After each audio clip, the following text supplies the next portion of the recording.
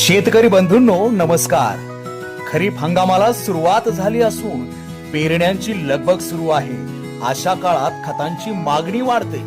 मागील 3 वर्षात राज्यात खरीप हंगामात सरासरी सुमारे 42 लाख मेट्रिक टन रासायनिक खतांचा वापर झाला असून त्यामध्ये मुख्यतः युरिया, डीएपी, एमओपी, संयुक्त खते आणि एसएसपी यांचा समावेश होता। पण यंदा डीएपी खताचा पुरवठा मर्यादित आहे।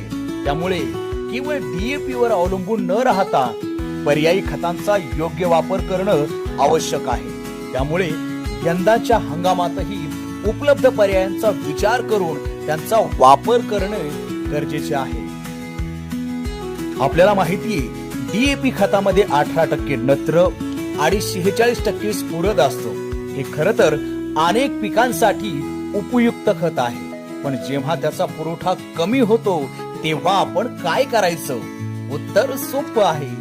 डीएपी ला चांगले पर्याय उपलब्ध आहेत। सर्वात आधी एसएसपी सिंगल सुपर फॉस्फेट, यामध्ये स्फुरद 16%, सोबतच सल्फर आणि सूक्ष्म अन्नद्रव्य असतात।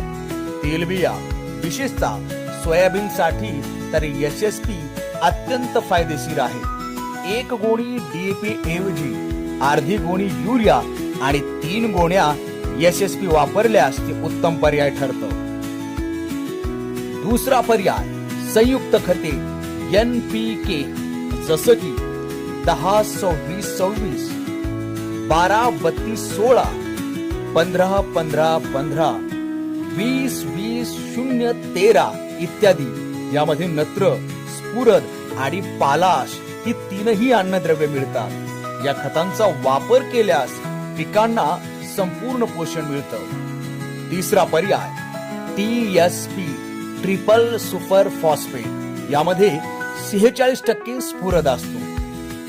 1 गोणी डीएपी ऐवजी अर्धी गोणी युरिया आणि 1 गोणी टीएसपी वापरली तर ते देखील डीएपी खतास उत्तम पर्याय आहे। म्हणून शेतकरी मित्रांनो, फक्त डीएपी खतावर अवलंबून न राहता पर्यायी खताचा वापर करा।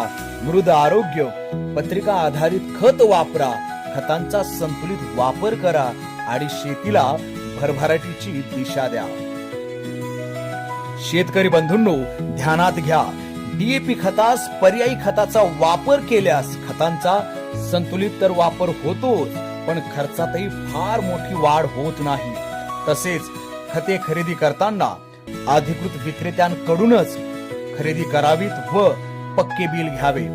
अधिकृत विक्रेत्या व्यतिरिक्त इतर कोणाकडून खते खरेदी करू नका। भेसळयुक्त अप्रामाणिक खते आढळून आल्यास कृषी विभागाकडे तात्काळ तक्रार नोंदवा। धन्यवाद।